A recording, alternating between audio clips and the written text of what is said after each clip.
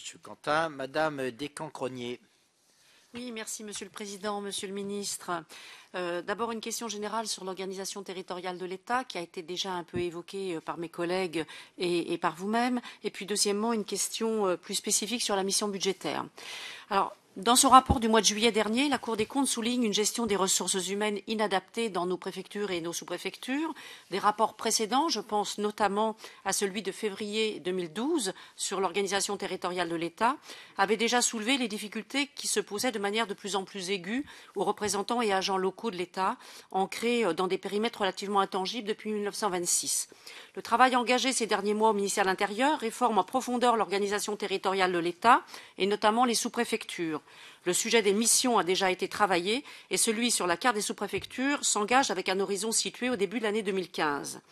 Alors que ces chantiers sont menés et alors que le cadre législatif dans lequel les acteurs publics locaux évoluent ou va évoluer profondément sous l'impulsion de réformes en cours, modernisation de l'action publique, affirmation des métropoles, accès au logement, urbanisme rénové, travail sur les normes, etc., comment le ministère de l'Intérieur compte-t-il accompagner ces agents dans les profonds bouleversements de leur mission qui s'annoncent? Le programme ministériel de simplification et de modernisation de votre ministère prévoit notamment le fait, et je cite, qu'une rationalisation des fonctions transversales, à l'échelon central comme territorial, sera mise en œuvre afin de redéployer les ressources, notamment humaines, vers les missions situées au cœur des métiers, notamment la garantie de la sécurité.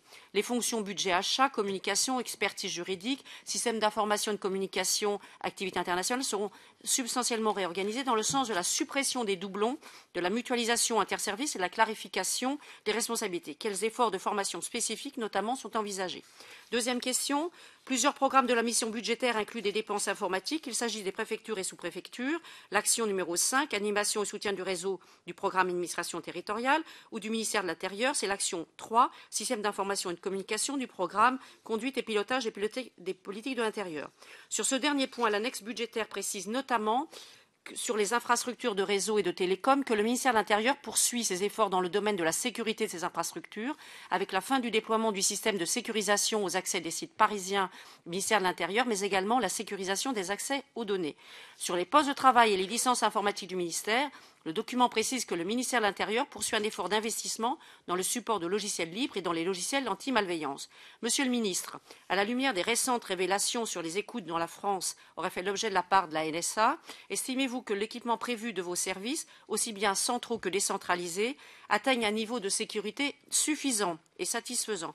Quelle politique comptez-vous poursuivre en matière d'équipement, de communication et d'informatique? Merci.